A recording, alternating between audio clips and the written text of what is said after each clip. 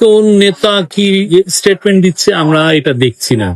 আমাদের কথা হচ্ছে নির্বাচন ফেব্রুয়ারির প্রথমার্ধে হবে এবং কোনো ধরনের কোনো ষড়যন্ত্র এটাকে আটকাতে পারবে না। ফেব্রুয়ারিতে নির্বাচন বানচাল করা যাবে না জানিয়েছেন প্রেস সচিব। দৈনিক সংবাদ দিগন্ত পত্রিকার সাথে যুক্ত আছে আমি সাইমা ইসলাম। আগামী ফেব্রুয়ারিতেই জাতীয় সংসদ নির্বাচন অনুষ্ঠিত হবে এবং কোনো শক্তি তা বানচাল করতে পারবে না বলে জানিয়েছেন প্রধান উপদেষ্টার প্রেস সচিব শফিকুল আলম। মঙ্গলবার যুক্তরাষ্ট্রের ম্যানহাটনের এক হোটেলে আয়োজিত প্রেস ব্রিফিংয়ে সার্জিস আলমের সাম্প্রতিক মন্তব্যের বিষয়ে প্রশ্ন করা হলে তিনি এই মন্তব্য করেন। প্রেস সচিব বলেন, কোন নেতা কি মন্তব্য করছেন সেদিকে আমরা নজর দিচ্ছি না। বর্তমান সরকার অবাধ ও সুষ্ঠু নির্বাচন আয়োজনের জন্য কাজ করছে। কোন ষড়যন্ত্রেই এই প্রক্রিয়া ব্যাহত করা সম্ভব নয়। এ সময় তিনি ব্যাংকিং খাতের সংকটের প্রসঙ্গ টেনে বলেন, বিগত সরকার ব্যাংকিং খাত ধ্বংস করেছে। $234 বিলিয়ন বিদেশে পাচার হয়েছে, যা শেখ হাসিনার কাছের লোক ও আত্মীয় স্বজনরা মিলে করেছে। বর্তমান সরকার সেই টাকা উদ্ধারের কাজ করছে। শফিকুল আলম জানান,